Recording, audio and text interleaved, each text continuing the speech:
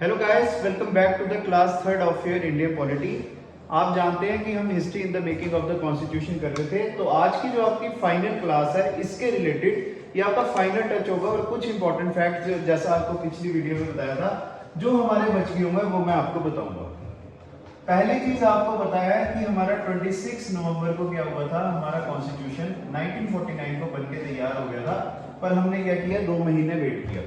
अब बात करते हैं why 26 Jan is specifically chosen as a day of the republic. Actually अगर आपको हिस्ट्री में थोड़ा इसके लिए पीछे जाना पड़ेगा, 26 जैन 1929 में आपने जाना है, इसको कहा जाता है लाहौर सेशन। ठीक है, लाहौर सेशन इसको कहते हैं।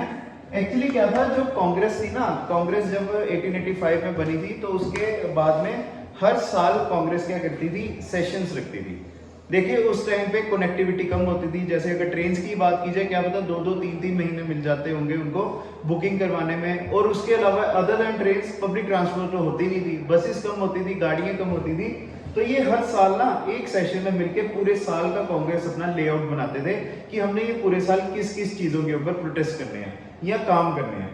जब 1929 को लाहौर सेशन में पहली बार पंडित जवाहरलाल नेहरू, ठीक है, जब पहली बार पंडित जवाहरलाल नेहरू क्या हुए, जब पहली बार प्रेसिडेंट बने थे ना कांग्रेस के अपनी लाइफ में, इन्होंने एक चीज डिक्लेयर की थी और वो था पूर्ण स्वराज रेजोल्यूशन। ठीक है, पूर्ण स्वराज रेजोल्यूशन को क्या किया था, डिसाइड किया था। पूर्ण स्वराज का मतलब होता है कंप्लीट इंडिपेंडेंस।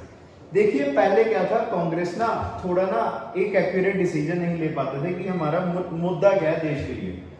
कभी कभी ये कहते थे कि हमें क्या चाहिए, डोमिनियन स्टेटस चाहिए। डोमिनियन स्टेटस का मतलब होता है एक ऐसा देश, ठीक है, एक ऐसा देश जो क्या है पूरी तरह से ना ही गुलाम है ना ही पूरी तरह से आजाद है। इसका मतलब क्या हो गया, वो कंट्री जो डोमिनियन कंट्री होती है ना, उसका जो कॉन्स्टिट्यूशन होता है ना वो किसी और कंट्री ने बनाया होता है। ठीक है, जो वहां पे सरकार होती है ना, वो सरकार होती है दूसरी कंट्री की। हाँ, वो सरकार चलाने की पावर्स किसके पास होती है, वहां के कंट्री के नेटिव जो लोग होते हैं। तो पहले जब पंडित जवाहरलाल नेहरू प्रेसिडेंट थे, इनके पहले जो भी कांग्रेस की लीडरशिप आई, इन्होंने डोमिनियन स्टेटस की हमेशा डिमांड रखी।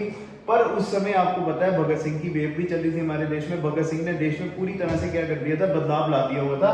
तब इन्होंने बोला कि अब से क्या होगा, कांग्रेस हमेशा कंप्लीट इंडिपेंडेंस के लिए लड़ाई रखेगी। अब वो दिन कौन सा था, वो था 26 जैन का।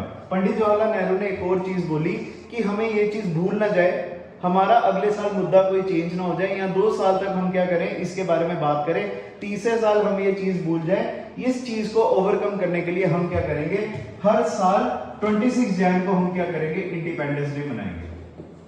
ठीक है, हम हर साल क्या करेंगे, इंडिपेंडेंस डे मनाएंगे।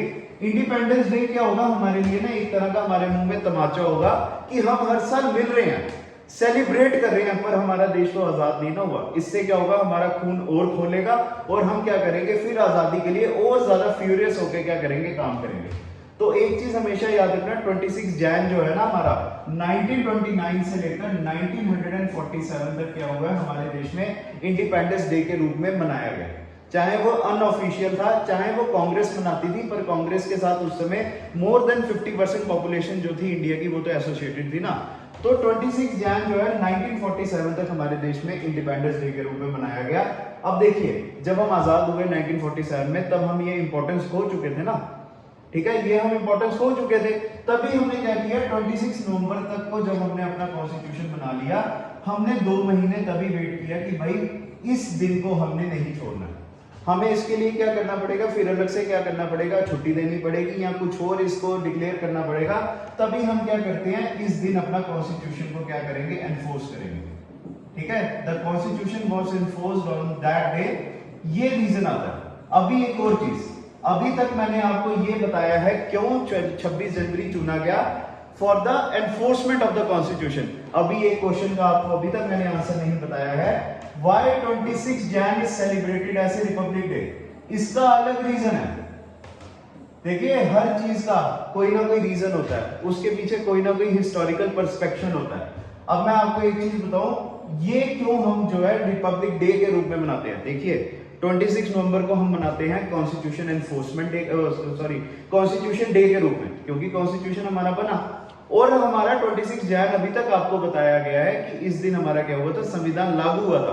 तो अब तो हमें इसको क्या करना चाहिए, कॉन्स्टिट्यूशन एनफोर्समेंट डे के रूप में मनाना चाहिए ना, पर हम मनाते हैं रिपब्लिक डे के रूप में। जैसा कि क्या हो गया, आपके दिन, आपका जब बर्थडे है, आप उसको बर्थडे के रूप में नहीं मना रहे, आप कह रहे हो कि यार इस दिन मैं क्या करता हूँ, गौशाला जाता हूँ या मैं घूमने जाता हूँ, तो मैं उस दिन के रूप में मना रहा हूँ, मैं अपनी एक तरह की क्या कर रहा हूँ, आजादी के रूप में मना रहा हूँ। ठीक है, दोनों का क्या होगा, डिफरेंस अलग होगा ना, मतलब अलग होंगे दोनों के, तभी आप उसको दूसरे रूप में मना रहे हो। अब मैं एक चीज बता दूं, पीछे जाइए आप क्लास में, आपको पता है कैबिनेट मिशन आया था इंडिया में।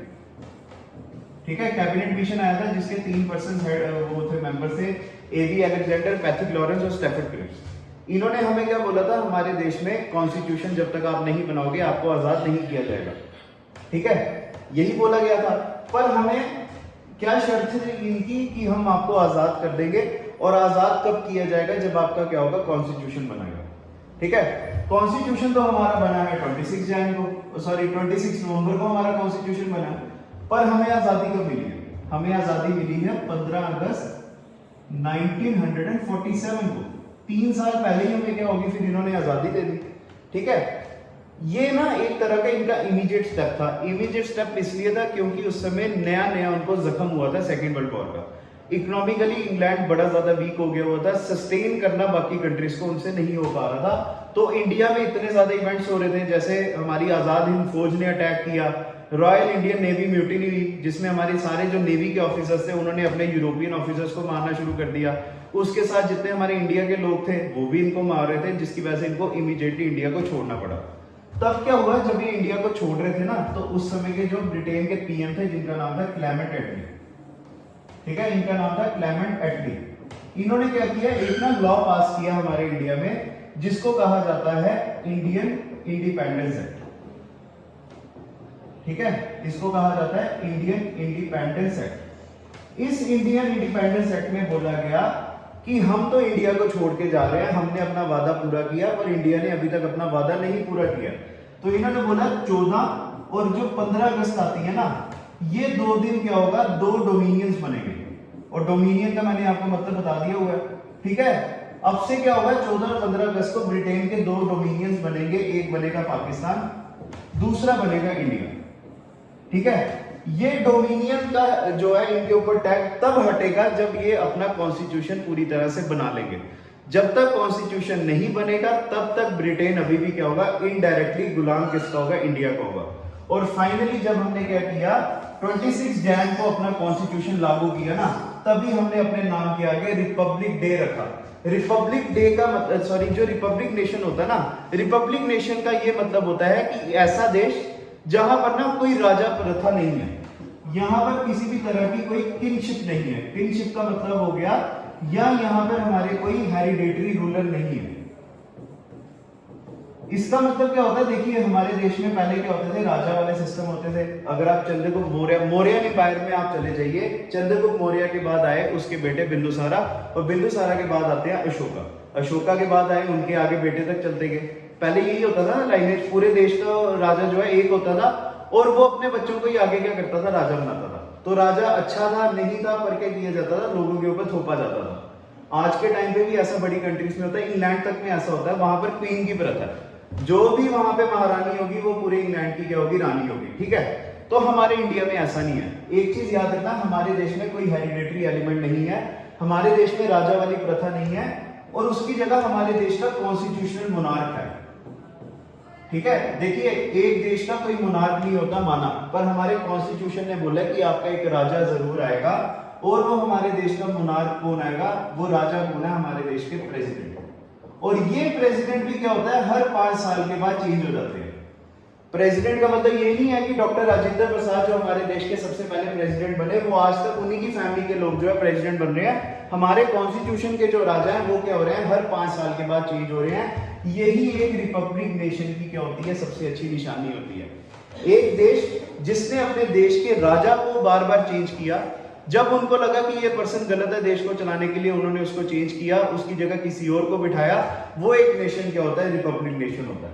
ठीक है, तो यहां से मैंने आपको बता दिया कि what is the difference between 26 November and the 26 Jan and why 26 is celebrated as a republic day not constitution enforcement day.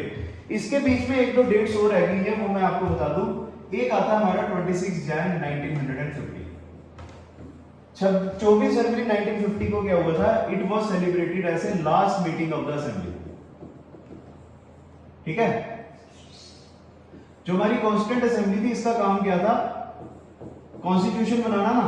तो इन्होंने कॉन्स्टिट्यूशन तो बना लिया, अब तो इनका काम खत्म हो गया ना। तो इन्होंने लास्ट बार कब मीटिंग की थी अपनी? 24 जनवरी को की थी, और इन्होंने अपने फाइनल सिग्नेचर्स जो है कॉन्स्टिट्यूशन के ऊपर उसी दिन किए थे।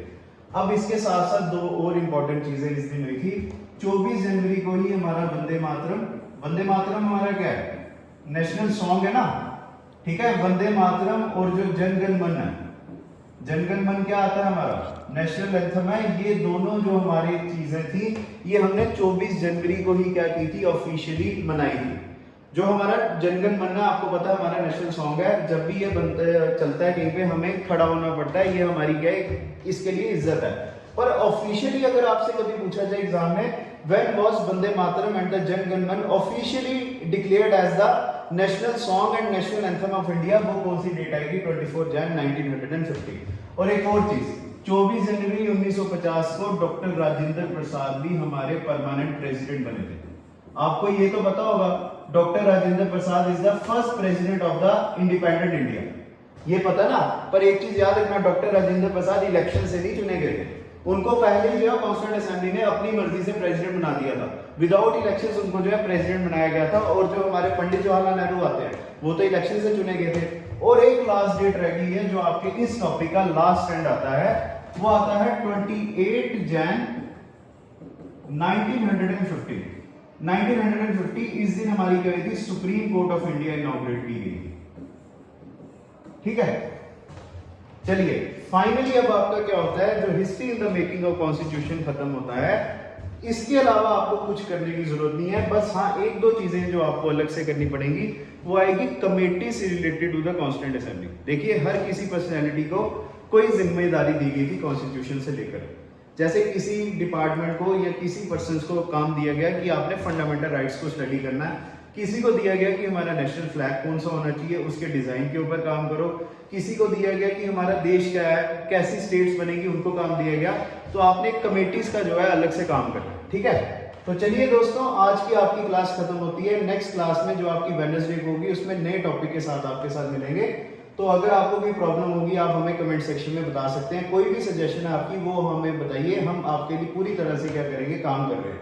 ठीक है, तो thanks a lot guys, God bless you. Fighting for your career.